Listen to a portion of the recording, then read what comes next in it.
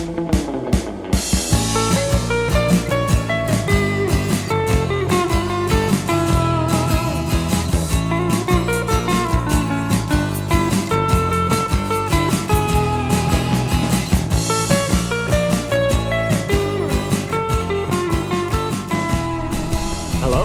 and welcome to Clipping In, the trouble with specs.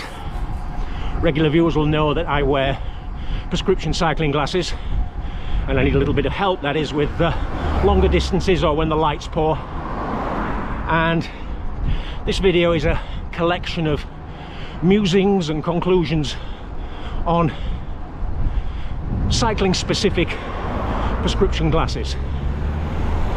If you're one of the people, lucky people with 20/20 vision, skip this video. There's nothing for you here. But for the rest of us, here we go. Cycling sunglasses are, well, no different to any other piece of kit really. There's equal parts function and fashion.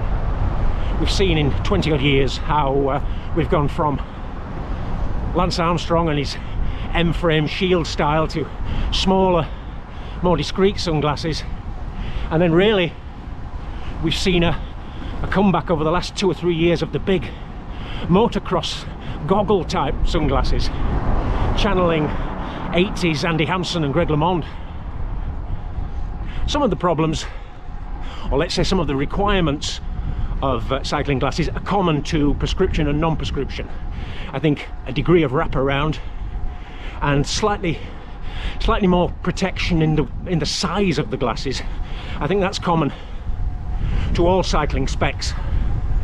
But some of the disadvantages I've found over the past 25 years are, let's say, unique to corrective lens wearers. It's particularly a problem if I'm descending at speed, because the road comes at you an awful lot quicker than it would at this kind of pace. And it's nice to be able to read the road surfaces, to read the potholes and the cracks, or where the damp sections are. And the glasses that I normally wear are a pair of 1998 Bolle Edge 2. The Bolle Edge 2 uses a prescription insert and then has a wraparound shield with good coverage at the sides, and it's a reasonable shield, what you might call top to bottom. And it also allows me to use a clear lens like today, or insert dark lenses, whatever the conditions are. So it's quite versatile in that respect. The problem here is that being a 1998 prescription, it's a little bit soft, shall we say, nowadays. So far so good, but there are a few problems that I've found with the Bolle that I think will be common to all insert systems. If you're riding long climbs, maybe in cold, damp conditions, and they get fogged up on the climb, then usually they'll clear when you begin the descent. If you've got rain or moisture or excessive sweat between the layers, so that it's got between the prescription insert and the shield, they don't clear when you start descending, and you're left, you can't see a thing, and it becomes a problem if you have to take them off. The good thing about the modular system, of course, is that if you happen to scratch the shield part, you can replace it and clip the prescriptions to a fresh shield. Now, if you're in a racing position, or something like my old time trialing low pro position, much lower than I can get on this titanium bike, then you're effectively, your head's down here and you're looking through your eyebrows, which can be problematic for ordinary glasses because they don't allow that top to bottom coverage that I was talking about. You need something like Dennis Taylor's snooker glasses or something to give you that top to bottom coverage. Otherwise the wind, the rain, foreign objects, insects, they come over the top, and if you're racing at speed, that's a big problem. I found for quite a long time that if I was racing on trunk roads, what you might call fast time trial courses, the bike handling's fairly minimal, the road surface is predictable, and a lot of the time I could manage without corrective lenses. Certainly I used to wear a Brico head fairing that had a built-in visor with a kind of a contrast enhancing lens. That was really good, and I used that for a long time, certainly in my late 20s through into my early 30s. And I just put up with, I could obviously, on a trunk road you can follow the white line, so you don't really need a lot of route spotting. There isn't any real descending. There's nothing to worry about, nothing challenging in that sense. Sometimes I'd swap it out and wear the Bolles with clear lenses or dark lenses if it was a more technical course and I needed correction. But really that's less of an option nowadays. What I've found, if I set off on a morning without having put any corrective lenses at all, I can just about manage if I take it carefully on the descents.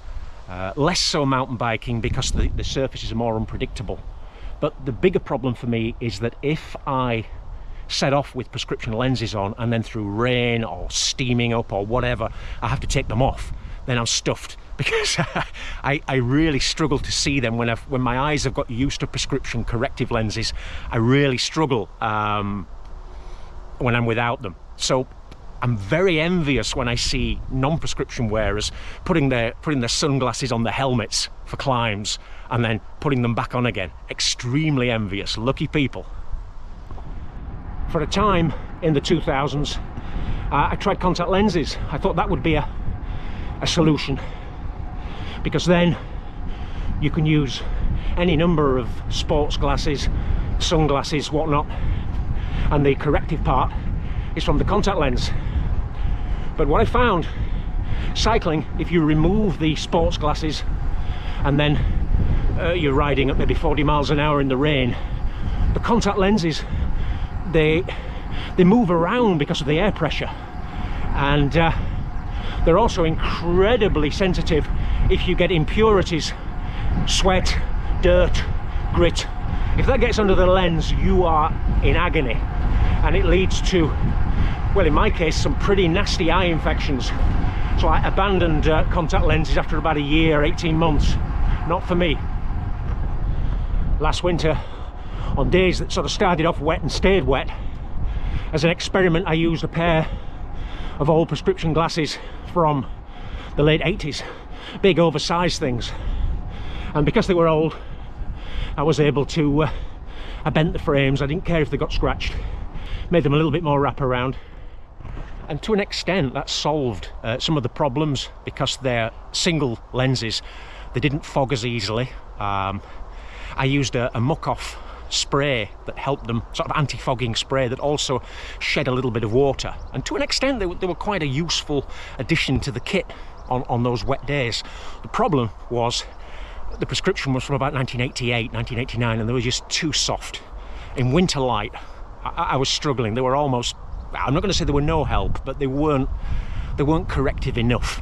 So it taught me that single lenses, and it made me wonder about buying, looking for a pair of Deirdre Barlow approved oversized specs and fitting them to size.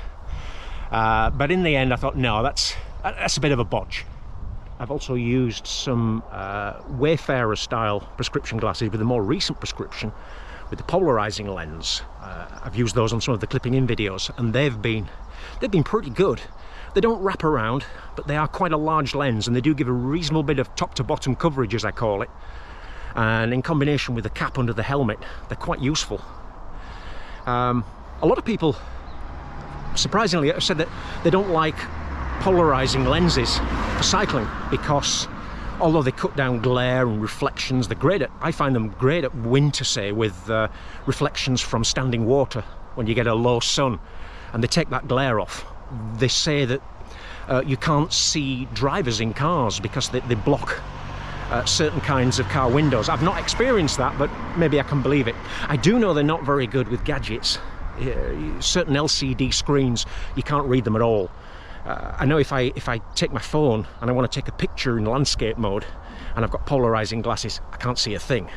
So I would imagine that someone that uses a lot of cycle computers and navigation, they might have to be very careful with polarizing lenses. All of which leads to the question, what next? Well, I looked I looked around for a Bolle Edge compatible insert and I couldn't find one. Because my insert has a slight crack on the nose piece, there's no chance of getting it reglazed with a modern prescription. I saw other insert based systems that look quite good with various coatings, 80 to 100 pounds. But then I thought it over and I thought it over and decided to do something a little bit different this time. Behold the future.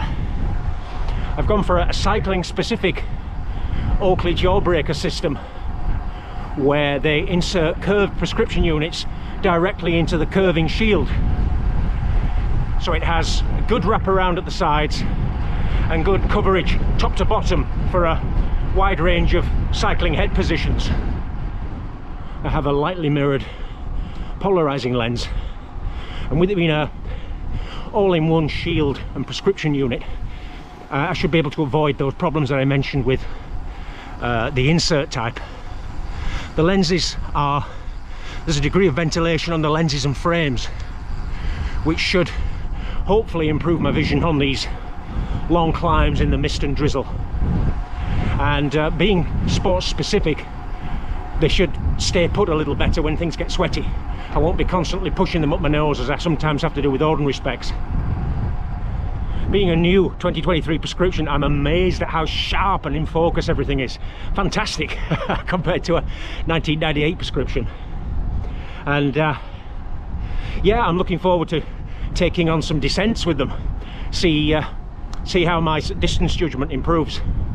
I think the main test though is going to be putting 1,000 to 1,500 miles into them in a range of weather conditions and see how they get along with that. Once I've done that, I'll post a sort of a short review video really saying, you know, what my findings are and how I'm getting along with them. Now I realise that this video has been made up of my experience, my opinions, and the viewers out there, you're going to have very different experience with cycling optics. Leave a comment by all means, get a conversation going, it'd be interesting.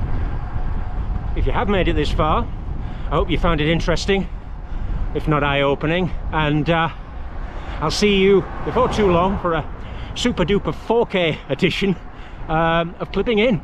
Bye for now.